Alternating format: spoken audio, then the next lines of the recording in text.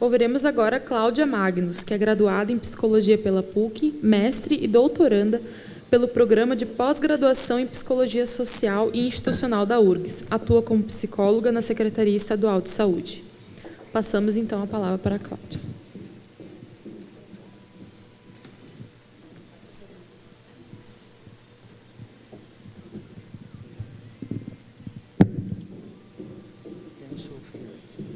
Isso tudo é do real do trabalho, porque a gente ensaia, vem aqui, enrosca o fio, né, enrosca o pé no fio e assim vai. Isso é o real do trabalho, que ocupa muita energia psíquica. Bom, mas eu vou tentar, assim, não ajudar que o sono venha, tá? Ao menos atrapalhar um pouquinho o momento do sono. Eu, se estivesse aí, com certeza já estaria dormindo. Não pelos palestrantes, mas porque ficar sentado depois do almoço, né, é cruel, né? Então a gente tem que... E até porque a preparação dos slides que eu tinha pensado, claro que as pessoas já abordaram. Então eu vou aqui fazer também, vou abusar da minha inteligência prática, né? Que depois eu vou explicar um pouquinho o que é isso, que nos ajuda muito na nossa saúde psíquica. Bom, então... Pode passar. Acho que o que interessa a gente, né? Pode passar. Não, volta. É assim. Aí. Bom, a gente está falando, né? Pegando o iceberg lá em cima, né? Dos sintomas que aparecem, né? Então, acho que a grande pergunta que a gente tem que se fazer aqui, eu vejo que acho que tem muitos estudantes aqui, né? Deixa eu ver, quantos são estudantes? Levantam a mão, por favor. Quantos são trabalhadores da saúde? E quantos são estudantes e trabalhadores da saúde? E os outros? Para todo mundo se inserir. Legal. Bom, gente, então assim, acho que talvez o que a gente tenha que pensar é assim, que tudo isso é sintoma, é o que aparece, né? Então, tratar os sintomas, é claro que a gente precisa, em caráter emergencial, tratar, medicar, enfim, mas acho que a grande questão para a gente pensar é o que está por trás disso tudo, né? Que é a organização do trabalho. É a forma pela qual o trabalho está organizado nas diferentes instituições. Eu trabalho na Secretaria de Saúde e circulo em várias instituições do Estado e a gente vê sim, coisas muito semelhantes, né? Óbvio, em termos de funcionamento, mas cada instituição é uma instituição. Então, quando a gente chega no local, por mais que a gente já tenha uma noção, né, de como é que o local funciona, quando a gente chega, então quem manda é ela, mas eu tenho que convencer ele, porque convencendo ele eu chego nela, né? Que esse invisível do trabalho, o que está atrás. Então, para a gente ver que essa é a grande questão, é o invisível, que a gente não consegue nem nomear, né? Que é um desconforto, que é alguma coisa, né? E que invade a vida da gente de uma forma...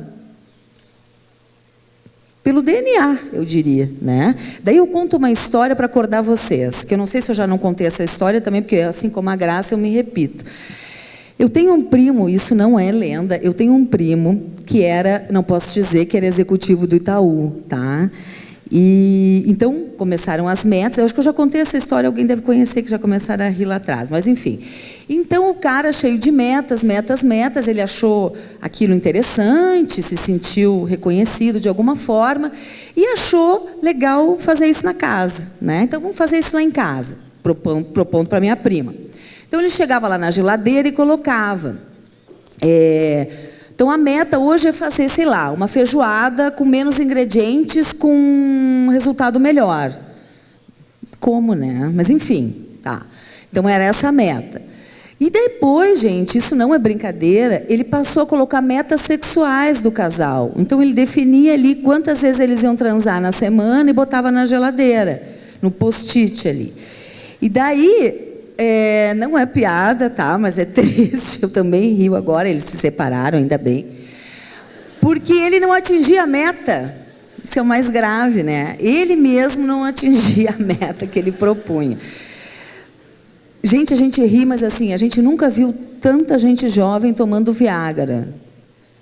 20, 30 anos. Eu pergunto por quê? É para ter um super desempenho? É, né? É uma sociedade que nos convoca a ter um hiper desempenho. Então tem que ser a melhor profissional, né? Tem que ser, dar conta de tudo, transar e ter vários orgasmos, porque Deus o livre ser monoorgásmica, né? Não pode, né? Tem que ser poli, tudo é muito. Então demanda energia, né? Isso dá um cansaço para a gente também, porque isso ocupa, né? A tecnologia faz com que a gente não durma nunca, né? 24 horas. A minha tese foi com os magistrados, eles me mostrando a tecnologia deles, fico pensando assim, nossa, mas isso tem um peso. Tem um peso, não é de graça que tu está ganhando. Tu está ganhando para ficar conectado o tempo todo, né? Então, e ai de ti que não responda os chamados, né? Ai de ti que não faça a sentença, enfim. Então, a gente vive numa sociedade de hiperexigência, onde o legal é ser feliz, né? O legal é ser feliz, ser competente, né? De preferência sozinha. E daí eu acho que eu vou me repetir, mas eu não posso, porque agora me lembrei da Caras, que eu já devo ter falado aqui, da Adriane Galisteu. Eu já ouviu essa história? Levanta a mão. Não, então acho que eu vou contar. Então assim, Caras, né? Adriane Galisteu, na época que namorava o Roger, dizia, nunca fui tão feliz. Tá ok. Uma semana depois, ela briga com o Roger, ela sozinha na capa. Nunca fui tão feliz. Eu fiquei confusa. Quando que ela foi feliz? Porque assim, e a tristeza não tem lugar nunca? Não, não tem. Né? E a gente banaliza isso também, porque a gente não fica deprimido, né? Quer dizer, não fica triste, a gente já fica deprimido, né? A gente não sofreu violência, a gente já foi assediado. Eu estou falando isso porque a gente tem que ter algum cuidado com alguns termos, para que a gente mesmo não banalize esses termos. Sabe? Assim como a depressão ficou generalizada, agora todo mundo é deprimido, e não é isso. A gente fica triste, a gente sofre pelas coisas, porque isso é da natureza humana. Então, lidar com esse subjetivo é fundamental na hora que a gente for pensar numa política, né? Quando a gente for pensar numa forma de gestão, que também é uma forma de política interna, né? Então, é isso que os gestores, que os estudantes, que os profissionais precisam pensar. O que esses sintomas estão nos falando? O que é que eles estão dizendo? Entende? Porque o que acontece? A tônica é, tu tem que sozinha dar conta de tudo. Isso é impossível, gente. Impossível, a gente não é o Robocop, né, que se falava hoje de manhã. Não é o Robocop, isso vai dar um custo para a gente, né? O primo lá ficou broxa, que eu não posso dizer. Posso dizer broxa nesse horário? Não, vai cortar depois. Bom, então... E eu acho que é essa hipersolicitação, né, que nós vivemos. Daí feliz. Alguém coloca quando está triste? Eu queria saber. Alguém coloca? Não, né? Tu coloca? Uma salva de palmas para ela. Legal. Porque isso faz parte da natureza humana. Porque todo mundo feliz sozinho. Não é assim, gente. A gente precisa de rede. Na hora que o bicho pegar, para onde é que eu vou correr? Eu posso contar com a Luciana na hora que eu estiver mal? Eu vou chorar no banheiro? Que recursos eu tenho? E daí eu lembro de uma fala de uma francesa, Marie Pézet, que trabalha com clínica do trabalho já há algum tempo. Vou explicar o que diabo é isso. A Marie Pézet fazendo lá, atendendo as pessoas, né, em relação às questões do trabalho, ouvindo uma pessoa contando a sua história, dizendo que ela estava muito triste, estava muito pesado o trabalho e que ela estava sendo assediada. E daí a Marie perguntou para ela, bom, é a primeira vez que isso acontece no teu ambiente de trabalho? Não é a primeira vez que isso acontece. Já aconteceu com outras pessoas antes. Bom, e quando aconteceu com outras pessoas antes? O que é que tu fizeste? Nada terás quando chegar a tua vez. Então, acho que isso é uma coisa importante para a nossa saúde psíquica, ativar as redes que a gente tem. E a gente, como gestor, recursos humanos, ou profissional da saúde, precisa ter essa noção que a saúde é coletiva. É coletiva. Não é bonito, não, Adriane Galisteu, ir para cara sozinha, entende? O bonito é tu ter uma rede viva, alguém que te suporte, que está ali contigo, que tu possa contar, né? E que tu também, obviamente, possa fazer esse papel. Isso, gente, é uma garantia para a nossa aposentadoria, se a gente pudesse dizer, também é garantia de aposentadoria, porque as principais causas de afastamento são os transtornos psíquicos. Eu não tenho dúvida sobre isso. É tudo mascarado, tá? Tudo mascarado aqui. Pega um sintoma físico, mas ali por trás tem um psíquico envolvido, né? Então, eu acho que esses físicos que aparecem, principalmente Lore e Dorte, Lorte, fica bom, né? Que daí foi uma... eles estão ali para dizer de um trabalho que não tem mais significado para mim. E daí eu lembro de um outro mito, né? Eu nem estou mais obcecada, mas fica aí. Vocês conhecem o mito de Sísifo? Conhecem? Tem gente que não conhece, mas vou contar. Eu adoro esse mito grego, porque eu acho que, né, Sísifo, eu acho que diz muito para a gente da perda, né, do significado. O que é o mito do Sísifo? O Sísifo, né, discutiu com Zeus, o deus dos deuses, né, ele ousou discutir, né, porque se desagradou de alguma questão do trabalho, foi lá falar com Zeus, e o Zeus indignado, imagino que vocês nunca, né, ouviram falar assim, de um gestor assim, mais irracional. Ele disse: agora, de aqui para frente, para toda a eternidade, poxa, é tempo, né? Tu vai ser encarregado de subir com pedras no alto da montanha e lá do alto, né, soltar as pedras. E de novo, e de novo, e de novo, e de novo. Quer dizer, é uma representação para o trabalho repetitivo, né, para o trabalho sem valor, que a gente falava do trabalho do bancário, que é um trabalho, né, a linha de produção. Será que faz sentido para mim esse parafuso? O que vai resultar? Esse parafuso vai aonde? Eu nem sei. O que meu trabalho faz? Entende? Então, eu acho que é isto. Uma das coisas é a gente recuperar o sentido do trabalho para a gente que executa. Isso tem que fazer sentido, gente. Porque se não fizer sentido, se vocês estiverem num trabalho que não tem sentido, pelo amor de Deus, para a saúde psíquica de vocês, procurem outra coisa. Porque isso é essencial. Bom, não é só, óbvio, né? O que está por trás pode passar. O que está por trás da organização do trabalho, que existe uma diferença entre o prescrito, quer dizer, as normas, como, né, a empresa foi idealizada, ou a instituição foi idealizada, e o real, que é como ela realmente acontece ali, né, o fio enroscando no pé, né, essas coisas todas aqui, que de repente eu vou enroscar de novo agora. Então, isso é o real. Então, tem uma diferença, uma distância entre esse prescrito e esse real. Se eu, trabalhadora, posso botar aquilo que a Lu estava falando, a minha inventividade, a minha criatividade, o meu jeito de fazer nesse ato, nesse espaço, beleza, beleza. Agora, se eu não posso colocar o meu jeito, daí vocês imaginem linha de produção, né? Como é que eu vou botar o meu jeito de apertar o parafuso? Não tem, é aquele jeito, é para aquele lado.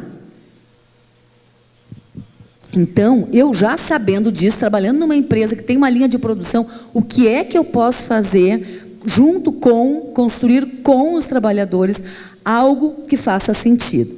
Bom, mas não é só isso, é muito mais do que isso, né? Eu tenho, então, que colocar a minha inventividade aí no trabalho, eu tenho que ter, esse trabalho tem que ter um sentido para mim, né? Eu tenho que ter uma certa autonomia, porque isso também é saúde psíquica, eu tenho que ter autonomia, eu não posso baixar minha cabeça simplesmente. Oi? Quantas vezes a gente tem que baixar a cabeça simplesmente, né? Então, assim, como é que a gente faz? Pelo coletivo, né? Eu falo isso, eu queria tanto assim dar vários exemplos, né? Pena que eu não posso falar, realmente eu não posso. Mas não falava. Mas de muitos enfrentamentos que a gente fez. Eu vou contar um deles que a pessoa já saiu, um dos secretários aí que eu não posso dizer. Ai, pena que eu não posso mesmo.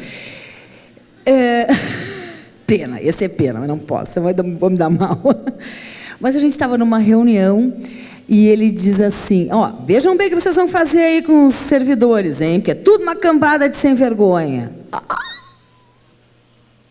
Eu não estou falando ali do vizinho, entendeu? Estou falando do secretário.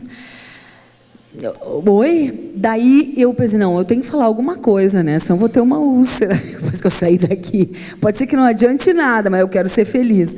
Então, não, só um pouquinho, né? A maioria das pessoas quer que o seu trabalho tenha um significado. A maioria de nós quer que o seu trabalho seja reconhecido, que tenha uma, né? Enfim, que faça alguma diferença para alguma coisa. Agora, quando, vamos pegar o serviço público, né? Quando eu estou lá acomodada, né? 30 anos, 40 anos, 50 anos, mas não é de idade, tempo de serviço, né? Ou às vezes nem isso, o estagiário já cansou de fazer alguma coisa. Então, assim, o que a gente tem que fazer? Resgatar qual é o sentido do trabalho. Isso que eu disse para ele. Nós precisamos. Muito importante isso que o senhor falou. Precisamos resgatar o sentido do trabalho. Porque isso é formador de identidade. Isso alimenta, isso nos nutre, isso é saúde. Meu trabalho ter sentido, meu trabalho ter um significado, eu ser reconhecido. É bom porque eu não estou respeitando nada, tá? Não está nada escrito ali, eu estou aqui. Então, isso vai ser depois, pode ir passando.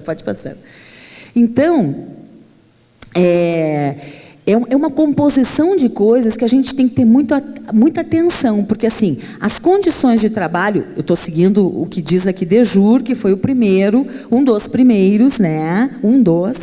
A falar, sim, o trabalho enlouquece. Aliás, esse é o nome de um livro, né? Na década de 70 foi o primeiro livro que o Dejur lançou, dizendo, o trabalho enlouquece. Todo mundo, o trabalho enlouquece. O trabalho enlouquece. Porque eu era psicóloga organizacional, eu entrava na empresa, eu tenho uma sugestão, cadê a Nilva aqui? Tem uma sugestão para a gente fazer um seminário só sobre os erros, as coisas que não deram certo. Tá? Olha, eu me inscrevo. Porque eu vim da iniciativa privada e fui para o público tentando aplicar tudo aquilo que a minha bagagem no público. Não deu certo, nem vai dar, né? Porque tem especificidades que precisam ser respeitadas, né? Então, mas eu ia falar de um erro agora que eu esqueci, tu vê o que é o ato falho, né? O real do trabalho é assim. Eu ia dizer... O que eu estava falando, para ver se vocês estão prestando atenção? A Luciana está prestando atenção. Eu trabalhava com psicologia organizacional e a gente fazia assim, CIPAT, Semana Interna de Prevenção de Acidentes, né? Bote o EPI, tarará, senão você não gosta de você. Era uma coisa assim, sabe? Pegar autoestima, resgatar a autoestima. Só pode ser autoestima, porque o cara não usa o EPI, né? Que louco, não usa o EPI. Bota aí no cartaz. Sua autoestima. Era uma coisa de medo. Sabe? Hoje eu tenho vergonha. Eu contribuía para aumentar o medo das pessoas, porque vai vestir tu EPI e ver, passar lá a jornada inteira de trabalho, a semana inteira, o mês inteiro, o ano inteiro, para ver se não enlouquece com aquele negócio abafado ali. Então, nós temos que investir, se tiver algum empresário aqui, por favor, né, em medidas, né, mais confortáveis ao trabalhador, EPIs que sejam mais funcionais, né? Porque realmente, eu trabalho num hospital infecto-contagioso e a gente sempre vive dizendo, cadê a máscara, cadê a máscara? Mas é horrível botar aquela máscara, é um horror, aquilo já assusta, chega assim, é um bico de pato, né? Aquilo já chega com alguma coisa, como é que tu vai falar com o trabalhador, uma coisa assim? Então, mas tem que dar um jeito, né? Tem que usar. Mas assim, a gente precisa investir também em tecnologias que sejam mais funcionais. Não fazer a política do medo. Essa empresa está com X dias sem acidentes. Você fica, ai meu Deus, que medo, né? Que medo. Sabe lá Deus como é que é essa política interna de prevenção, como é que, se não é pelo medo, né, tem que usar. Participei dos programas de qualidade total também, que era só para inglês ver, né, para concorrer prêmio. Então, daí vem vindo os auditores, bota tudo no armário, fecha, está tudo lindo. Sai os auditores, volta tudo, né? Então, o que eu estou querendo dizer? Não adianta trabalhar lá na ponta do iceberg. Tem que trabalhar embaixo. É como esse trabalho está organizado, como é que se dão as relações de poder, como é que é o coletivo funciona. As pessoas são politizadas, as pessoas têm liberdade, as pessoas querem, as pessoas desejam. Como é que é? Sentem com as pessoas, montem com as pessoas, pessoas, construam com as pessoas, né? O que as pessoas querem é que seu trabalho tenha sentido e seja reconhecido, porque isso, inconscientemente, a gente faz sem saber. Isso é estruturador, isso é aposentadoria depois. Se a gente levar isso em consideração, a nossa aposentadoria já está garantida, que ao menos transtorno psíquico assim tão grave, ao menos a gente não vai ter. Bom, eu nem sei o que eu estou fazendo já, mas aqui eu vou falar das estruturas defensivas, porque Dejur percebeu o seguinte, gente. Ele começou estudando a psicopatologia, né? Então começou a perceber que as pessoas sim adoeciam pelo trabalho, mas começou a perceber também que nem todos que trabalham adoecem pelo trabalho. Opa! Então ele montou uma metodologia chamada psicodinâmica do trabalho para poder entender que, mesmo se eu não adoeço, né, eu, para me manter neste trabalho, né, crio estratégias defensivas, individuais ou coletivas, para poder lidar com essa situação. Vou pegar o caso dos médicos, tá, dos peritos, né?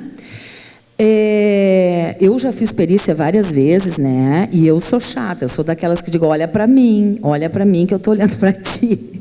E o médico disse assim para mim, mas não precisa, é só a perícia. Eu disse, precisa? Precisa sim, eu sou psicóloga. Precisa, gostaria que tu me olhasse no olho. E daí, imediatamente, eu me lembrei disso, sabe? Eu digo, ele precisa desse distanciamento. Porque se ele for se envolver com todos os casos que aparecem ali, ele não volta no dia seguinte. Ele não volta, que nem os peritos do INSS.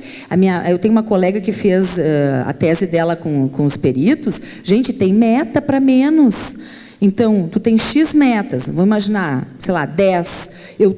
Se eu ultrapassar isso, vai ser um problema para mim. Então, imagina o sofrimento do profissional, tecnicamente percebendo há uma necessidade ali e não podendo, porque ele sabe que administrativamente isso não vai andar, porque aquela meta já foi, então não tem como.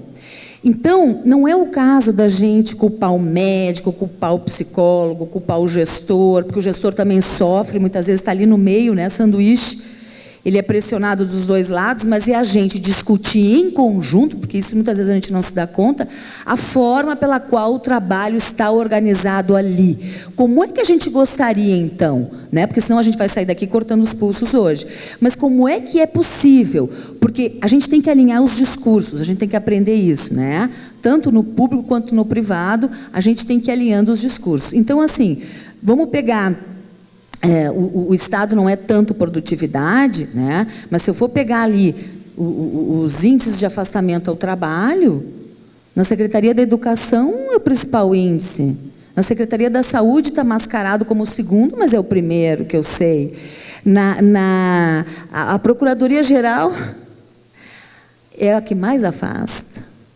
A Procuradoria. Então, assim, poder também é um problema que a gente não discute, né? Mas nós estamos falando também de poder, né? Então, tudo isso diz da organização do trabalho, que é a grande causadora dos problemas psíquicos. É claro que ter um programa de reiki, meditação, relaxódromos, né? Tem de tudo. Pode ser interessante, pode ser interessante. Agora, bom, dentro de um programa maior que vai olhar para a organização do trabalho, porque senão eu estou fazendo a perfumaria. Eu estou tratando lá, estou vendo só o gelinho aqui, ó, e não estou olhando o grosso que está ali. E eu acho que a gente tem uma responsabilidade muito grande, gente, porque assim, não é um problema só nosso, isso é um problema do mundo, do mundo. Bélgica e França, vamos pegar o caso da França. Na França... final da década de 80 e 90, começaram os suicídios dos gestores no trabalho. Eles se matavam no trabalho e deixavam bilhetes. Foi por causa da Luciana que tarará, tarará, tarará. Então, quando isso começou a acontecer, com a France Telecom, depois com Peugeot, Renault e muitas outras, daí a coisa mudou de figura, né? Então começaram a tomar algumas atitudes. Pequenas ainda para dar conta do que é a realidade do trabalho, da dura realidade do trabalho, mas o que eu quero frisar assim, não é que a gente é contra, né? A gente está num sistema capitalista, né?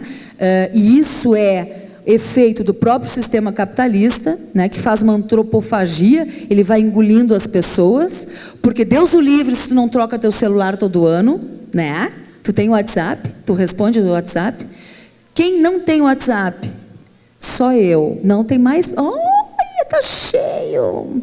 Eu não estou dizendo que não é para ter, tá? Não é isso.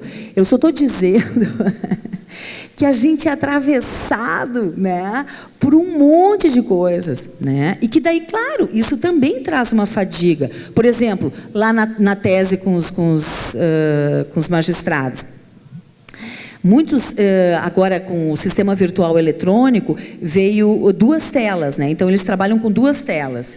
Então uma horizontal e uma vertical. O que acontece? Além de criar um distanciamento maior entre as pessoas, um deles me disse, esses dias eu estava ali numa audiência, era um amigo meu, mas nem vive, só no final, porque tinha tanto computador na frente que eu nem podia ver quem era, né? Então, uma despersonalização, a retirada dos poros do trabalho. Isso é uma coisa importante, gente. Assim, porque antes se fazia o atendimento por telefone e por balcão, né? Os servidores. Com o processo virtual eletrônico, tu cortou esses poros. Não tem mais atendimento de balcão nem por telefone. Antes eles reclamavam disso. Agora que eles não têm, eles estão vendo quanto faz falta isso.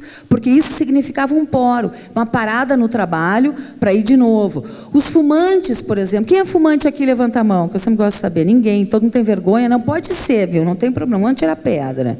Uma só... 2, ó, tá vindo ali, ó. Então, o que acontece? Os fumantes execrados, mas assim, da sociedade, né? Eu trabalho no Sanatório Partenon, antes podia fumar ali num lugarzinho ali, que era o Mocó, daí depois, não pode fumar nunca, num hospital que trata pulmão, imagina a situação. Mas daí foram levando as pessoas para Bento, para a Avenida Bento Gonçalves. Agora elas podem fumar no portão. Daqui a pouco elas vão poder fumar na Bento, assim, serem atropeladas pelos ônibus, né? Então, assim, o que eu quero dizer é o seguinte, não é que cigarro seja bom, não é isso, quem sou eu para falar. Mas o que eu quero dizer é o seguinte, que o cigarro representava um poro. Sabe, era uma parada estratégica para a gente reorganizar as ideias. O cafezinho funciona assim. Nossa, eu quero escrever um artigo sobre a importância do café no serviço público. Tira o café para ver o que acontece. As pessoas enlouquecem, porque ali é um espaço genuíno. Ali é um coletivo genuíno. Não é aquele coletivo já, as reuniões, aquelas já, sabe, consolidadas, que ninguém fala nada com coisa nenhuma. A gente quer falar o que está acontecendo, ninguém fala, então fica aquela coisa, todo mundo se olhando para inglês ver, né? Então, ali no café acontecem espaços genuínos, e são esses espaços genuínos que precisam ser resgatados na instituição que a gente estiver trabalhando. É isso, sabe? Onde as pessoas se sintam à vontade para poder falar das suas coisas. Porque assim, o que o Dejur vai dizer? Uma outra coisa importante. Dejur vai dizer que a coisa mais valiosa do trabalhador é a sua inteligência prática. O que é isso? Eu estudo, né? Então eu tenho a teoria, e com essa teoria eu vou para o campo, eu vou para a prática. E na prática eu me deparo com muitas situações que eu não sei nem o que fazer, que eu vou aprendendo ali, perguntando para as pessoas, me informando, enfim, né? Eu vou indo atrás. Então, a junção dessas duas coisas é a inteligência prática. Quer dizer, o gestor não sabe, quem sabe é quem faz, né? E isso são anos de prática, né? Não é cheguei hoje, amanhã eu já estou... Então, a inteligência prática é a riqueza do trabalhador. Isso está na mão do trabalhador, não está na mão do empregador. E a gente não sabe lidar com isso, sabe? Eu acho que a gente deveria entender melhor a representatividade disso, o que significa essa inteligência prática. Porque o que eu estou querendo dizer? Juntam várias inteligências práticas, se forma uma inteligência coletiva, gente, ninguém segura. Ninguém segura. Mas a gente vive numa sociedade desmobilizada, individualista, né? Que diz, não vai nada, fica aí, né? Vou ficar então. E a gente assim, a gente vai. É que dá trabalho trabalhar no coletivo. Mas, gente, a saúde é por aí, a conquista é por aí. Porque se a gente estiver sozinho, a gente vai ser esmagado. esmagado pela organização do trabalho. A gente não tem, por mais boa intenção que a gente tenha, gente, não tem menor condição. E daí poderia falar de um monte de erros, eu acho que meu tempo também já está terminando, mas poderia dizer um monte de erros ali que eu tentei também fazer as coisas por minha conta, né? E não deram certo. Porque a gente precisa estar, né, nesse coletivo com essa inteligência prática. Então, vamos botar nossa inteligência prática para pensar que organização do trabalho a gente quer. Qual é o nosso papel, tá? Para além dos sintomas que aparecem. A gente precisa conversar com seriedade, porque essa conta todos nós pagamos, tanto o público quanto o privado, os impostos, todos de afastamento por transtornos psíquicos. Tu pensa, meu Deus, avassalador. Então eu quero dizer para vocês o seguinte: programa de qualidade total, mais com menos, erro zero, um blefe, tudo é blefe, tá? Blefe, é blefe.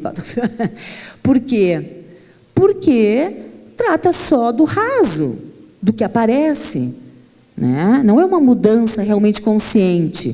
Eu não sou contra a qualidade, tá? Eu só estou dizendo que não é assim que a gente faz. Não é destruindo, porque tu coloca um contra os outros, avaliação individual, e ainda divulga mensalmente, né? A Cláudia fez isso, fulano fez... Os juízes têm publicação mensal das audiências e das sessões que eles realizam. Então, assim, tu é pressionado a produzir, e qual é a mensagem que a gente passa para as pessoas? Destruição dos laços afetivos, porque é uma competição completa. Eu odeio a minha colega porque ela faz mais do que eu. Odeio, não posso com ela.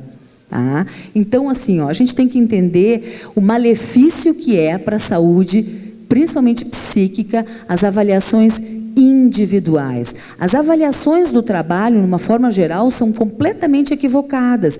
Isso porque médico, psicólogo, assistente social, terapeuta ocupacional, fisioterapeuta, os profissionais não conhecem o trabalho. O trabalho não é só o resultado do trabalho, como prega a qualidade total. O trabalho é todo o processo. Por que eu estou dizendo isso? Porque se um carteiro, vamos pegar o exemplo do carteiro que eu gosto, se o carteiro, né, o trabalho do carteiro é avaliado quantas correspondências ele entrega, tá? Bom, mas se ele foi na casa da Cláudia e ela jogou o cachorro, né, atirou uma pedra, foi 15 vezes ali para entregar o negócio, não conseguiu, isso não é contabilizado. Aparece só quando ele consegue entregar, né, a correspondência.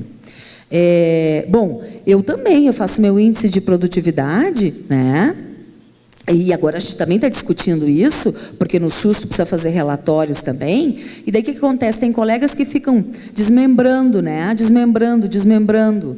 Atendi, abri a porta, um procedimento, sentou, 2 procedimentos. Não vale, né? Por quê? Porque a gente entra numa questão de produção.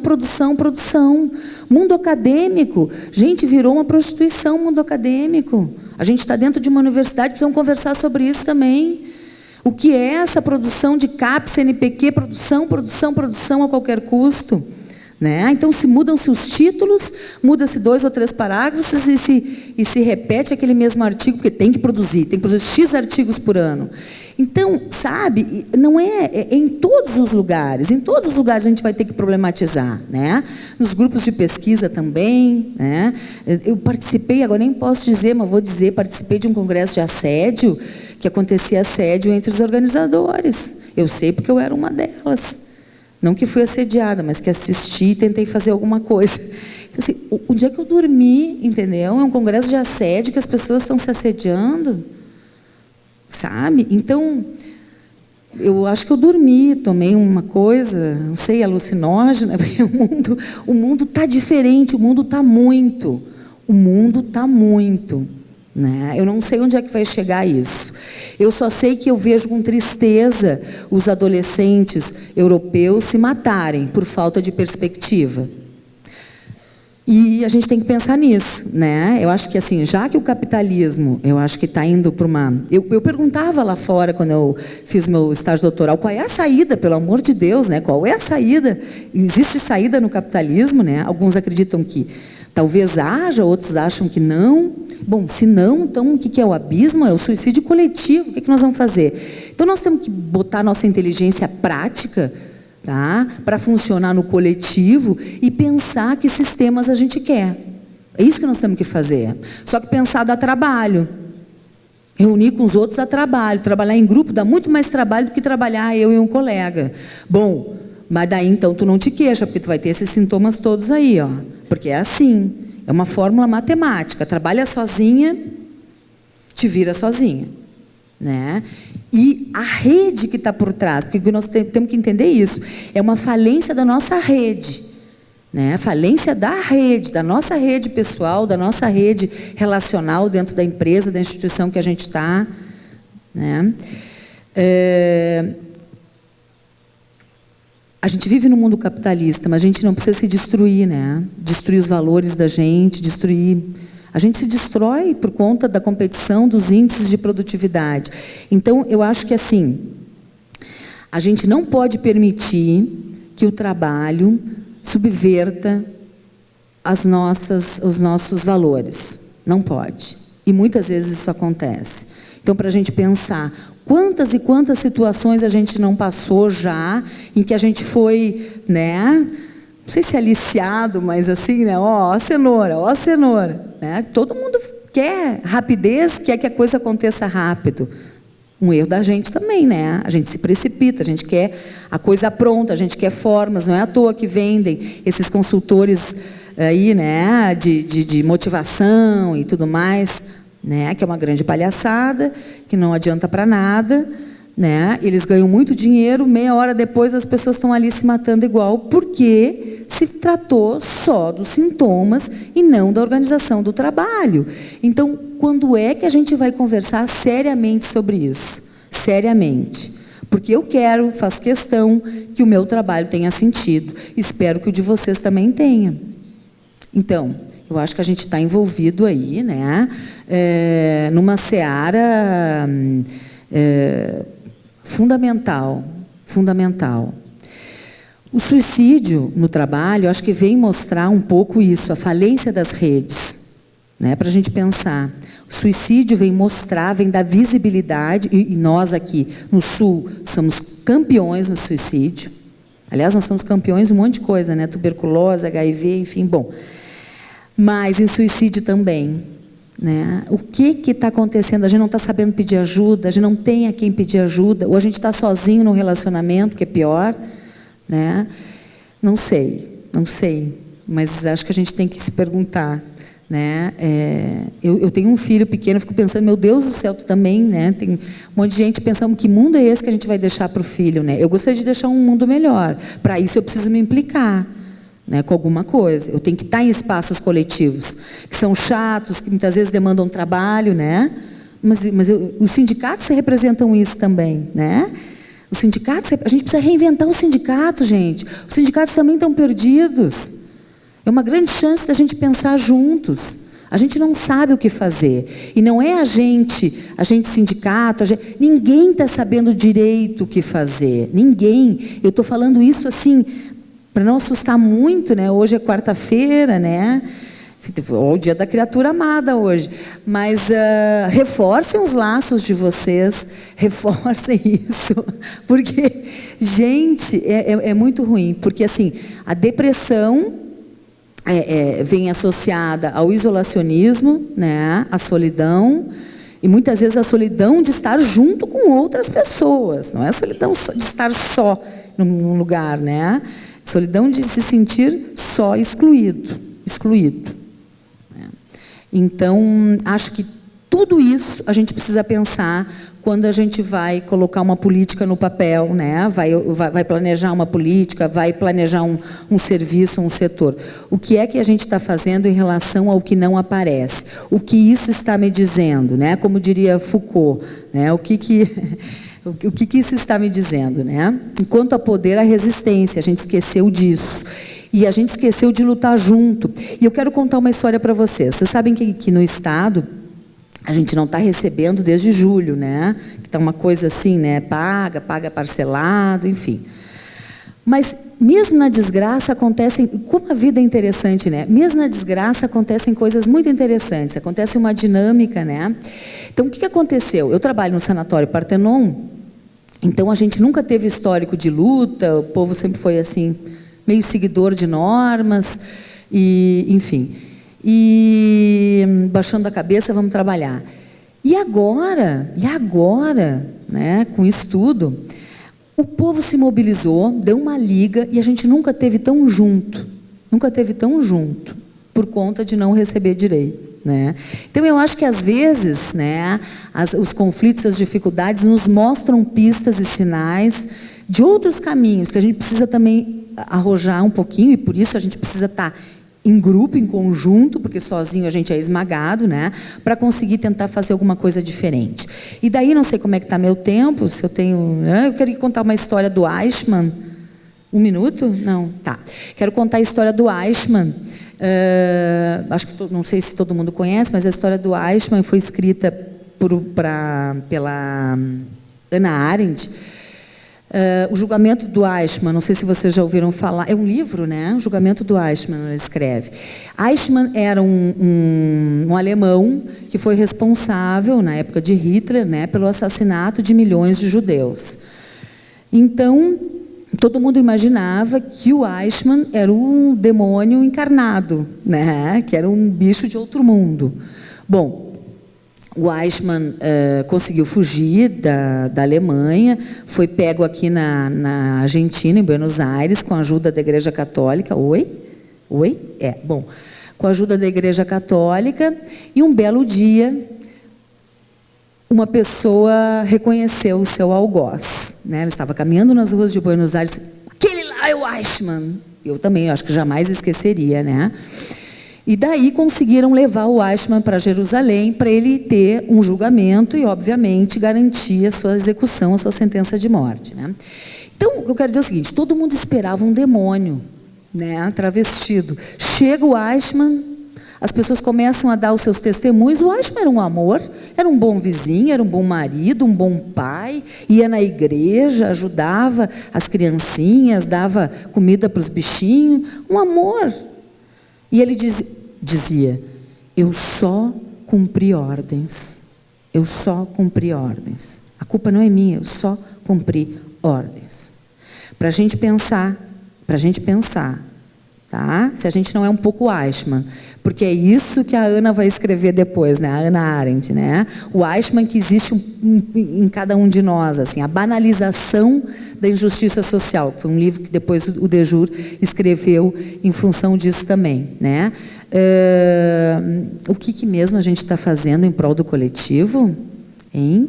Ou a gente está colaborando para que seja cada vez mais seletivo, né? Cada vez poucos tenham acesso às informações, poucos tenham acesso, né, ao que eu vou dizer. Eu estou dizendo isso porque eu trabalhei em RH e a coisa era bem por aí, né? Baixa a cabeça e vai. Baixa a cabeça coisa nenhuma. Junta a tua inteligência prática e vamos tentar fazer diferente. Eu estou aqui tentando ver uma saída para que a gente não saia e não se suicide, né? Porque não vai ter saída, né? Não sei, mas acho que também depende da gente. E no que depender da gente, eu acho que alguma coisa a gente precisa fazer, né? No mínimo pressão e resistência. No mínimo pressão. Que a gente faz, eu acho que a gente faz, né? Nos feudos da gente. E esse é um belo espaço de discussão, existem muitos outros, né, para que a gente possa se emparcerar, porque é no coletivo, Dejur vai dizer isso, não existe conceito de saúde individual. O conceito de saúde, ele só funciona da forma coletiva. Então, eu só tenho saúde se a minha colega também tem. Será que a gente pode dizer que a gente tem saúde? Não sei, né? Também é um conceito meio abstrato. Mas eu acho que é um ideal, talvez, para que a gente possa seguir, né? Que a gente possa pensar qual é o papel da gente, profissional, né? Para com a saúde física e psíquica dos trabalhadores, para que eles não desenvolvam sintomas como esses, né? E se a gente ficar dando só medicação, só tratando do que aparece, gente, acho que era isso.